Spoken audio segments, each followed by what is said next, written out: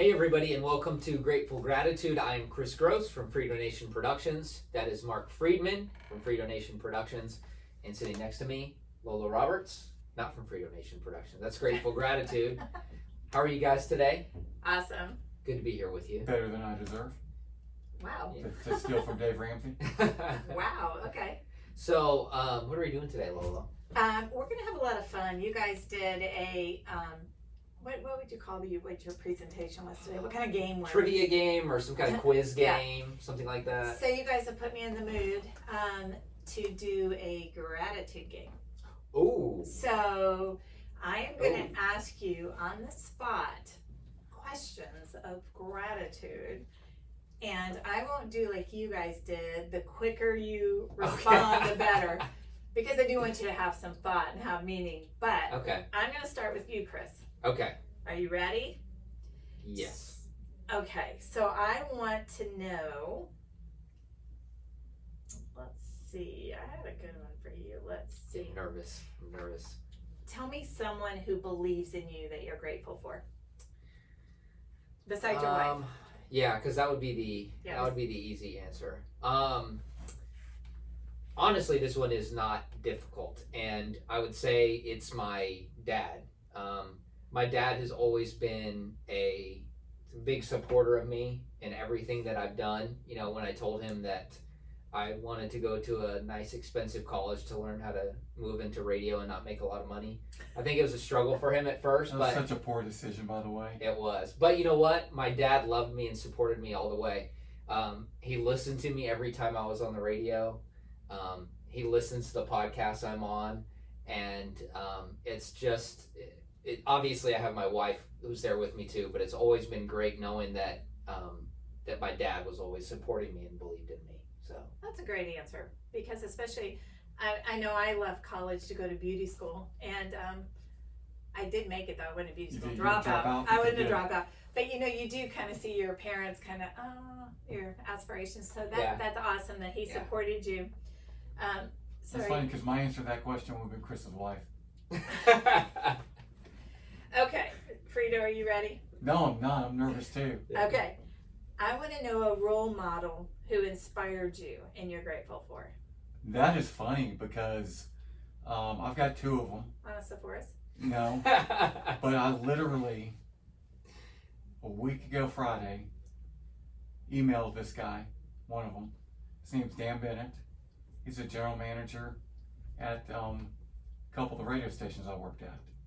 And I haven't talked to him in 6-7 years. Mm-hmm. And seriously, less than 10 days ago, I emailed him to let him know, and he probably was shocked by the email and is trying to figure out what my angle is.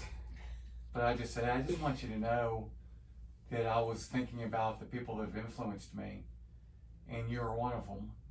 And the influence that you gave me on a professional level, because he was in command at the radio station, always the first one in, the last one to leave. Work ethic is just amazing. And so I sent him an email of appreciation, and I wish there could have been a camera in there to see what his reaction was when he got that email, because I'm telling you, I think there's probably a better chance that he looked at that email and not only didn't appreciate it, but thought, okay, what's Frito trying to get here? And I hope I'm wrong, but I think there's a chance of that. So he's one. And then, believe it or not, my 6th grade baseball coach, and there's 3, and my 7th grade football coach were amazing influences on me. So there you go. Awesome. All right, Chris. And Chris's wife. And Anna Forrest. Yeah. Nobody will understand that. I'm sorry. Well, listen to last week's episode. That's right. Let's ask Chris about what is a skill you are grateful for. This is the first thing that came to mind, and I guess I would preface any answer to this by saying I'm not trying to come off as braggadocious or sounding narcissistic in any way, but I have really found over the last 4 or 5 years or so that one of my spiritual gifts is teaching, and I really love being in my 6th grade Sunday school classroom every Sunday and just teaching those boys. And sometimes it's teaching the lesson out of the curriculum that we've prepared, and sometimes it's a practical lesson about what it means to be a young man in the world today. And I can tell you how I know that this is something that I enjoy. It stinks getting out of bed on Sunday morning, and sometimes I feel bad. This past week I was tired the whole way to church, but when those boys start coming into the classroom, my attitude just changes, and all of a sudden it's not I want to be in bed anymore, I'd rather be somewhere else. It's like, this is the place I want to be. That's awesome. By the way, I've had the privilege of watching Chris with his kids. Yes. Oh, yeah. And he is really good with them. Very good. So Frito knows some of those Yeah. 6th graders and what a pain they can be sometimes. I didn't say that at all. They're great kids. They can be independent, maybe, right? Okay, so Frito, tell Chris's us. wife. Oh, you might want to rethink that after I say this. Tell us something that you're grateful for because it makes you feel peaceful. I've said this before. I'm very grateful that I was born with a grateful attitude. And I really do think it was a gift that was given to me. I don't think that it's something, now I may have developed it a little bit, but I've always been grateful before I even knew what gratefulness was. In all honesty, growing up, and this isn't, my parents are great people, but we lived paycheck to paycheck, and growing up, we knew that we were living paycheck to paycheck because my parents didn't filter any fights. I mean, if they got into a fight about money, it was right in front of us. And so I was always very grateful for what we had, and even though we're paycheck to paycheck, I didn't know what paycheck to paycheck was, by the way, at the time. Now I do. But living paycheck to paycheck is a whole lot better than a lot of people live. Yeah. We weren't living payday loan to a payday loan. Right. We weren't living, when's the next day that the electricity is going to be cut off. So there were a lot of things to be grateful for, even though my friends were getting a lot cooler things than I was. I was still grateful for what I had. So Okay, cool. I think that's a great gift. All right, Chris. Name a place that you've been that makes you grateful for God's nature and wonder. This is a good one. Were any of them bad yet? No, Just they've all been good. Just I'm just saying this is really making me think. I'll say we went with my family and my parents. We went this past spring break and spent a week at Big Bend National Park in South Texas. And this was a place that we used to go every spring break. My brother and I would go with my dad. And I know I made this comment a couple times while we were down there, and so that's why I'm picking this. And I know what I said was, it's hard for me to be in a place like this and think that there's not a God.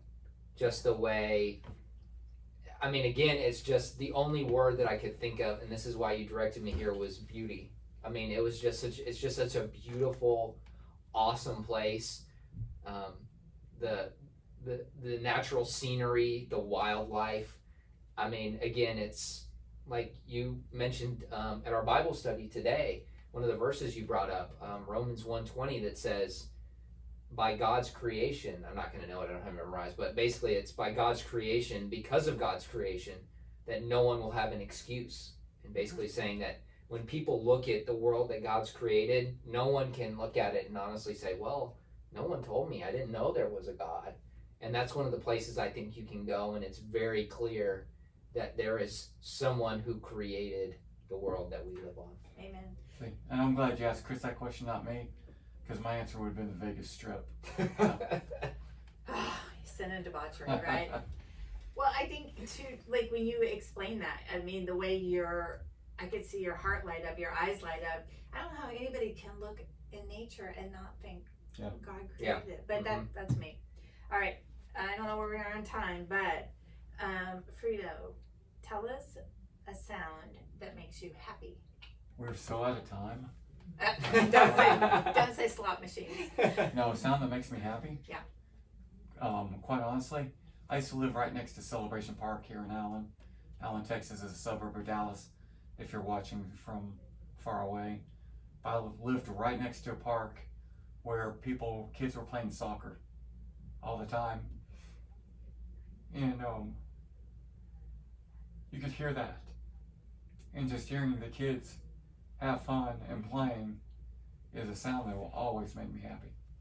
Another example And of apparently God's make me goodness. sad too. I don't know. No, those are good. That's good. I'm kind of tearing up because Frito's tearing up because my answer was going to be when I hear my daughter talk. Yeah. And it's again just like, you know, if she's in the bed with us at night, that's the first thing I hear when I wake up.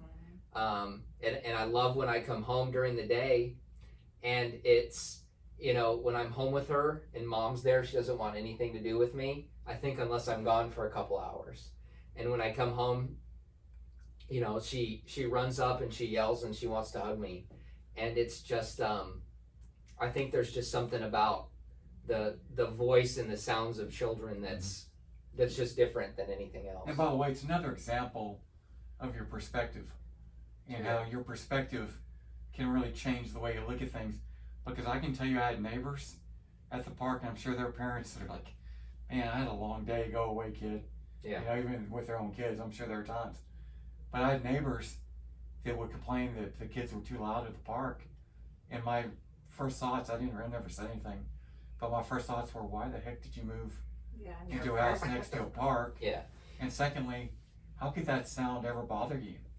I mean, they could have been playing at 3 a.m. If it's kids having fun, Yeah. and you look at it the right way, it's gonna make you happy. Yeah. I'd much rather be happy than bitter. I'm gonna say it was powerful. I made you both cry. Hey, Yeah, that was I pretty have good. Well, one. with the record show, I made Chris cry. Okay. You made me, I My made Chris. question made you cry. Made you. Okay. Okay. One last question, and it's gonna be for both of you. Tell me a moment of gratitude when you had an answered prayer. This is definitely my biggest one in recent memory. It was honestly when that guy right there gave me a phone call, you know, 8-9 months ago, whenever it was. It was the first time in my professional career that I was without a job, and it was scary, and you know, it was. I knew God had a plan for me, and I knew that I was following God's plan, but that didn't keep me from worrying and wondering, am I supposed to stay in radio? Am I supposed to move somewhere else? I don't know what my future looks like. And then you add on top of it that I'm not just taking care of myself, I've got a family to take care of too. And I know for a fact that it was because of prayer that I landed here. And so I can say without a doubt that was answered prayer that made me feel gratitude.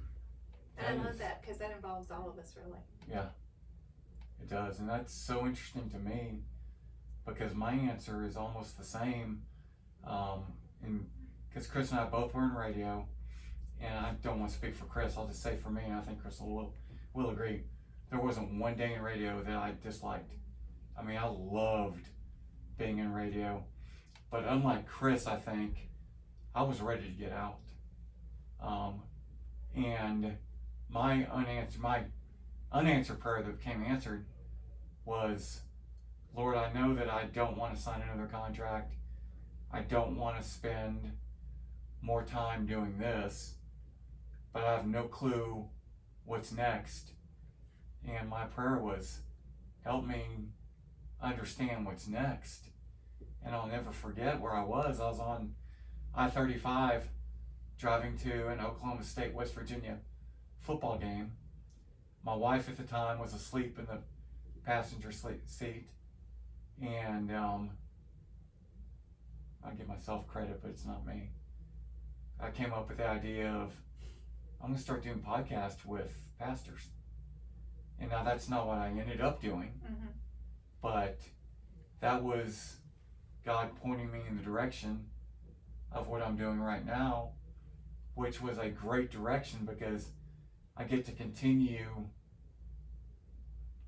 doing radio, Yeah. albeit on a different platform, and I get to do something a lot more meaningful than what I was doing, and that was God pointing me in the direction. So both of us have the same type of answer as career moves, and that's interesting that you say that. I appreciate you saying that, by the way. I think that's awesome because I've said many, many times that, Mark, you were the first person to believe in my ministry and help me have a podcast. And when you stepped in, Chris, I always had to chuckle because I told Frito, you know, if he doesn't have faith, if he's secular, it's not going to work. And yet God blessed me with both of you to be able to have this platform. And that was fun. I mean, that was fun doing that little game with you guys. And Who won? Well, I did, because I worked your wife into more answers than you. Yeah, that is probably true. well, I've heard more of his stories than yours, so it's one of those things. But thanks, guys. I really appreciate it. This was awesome. Thank you, Lola. You're welcome.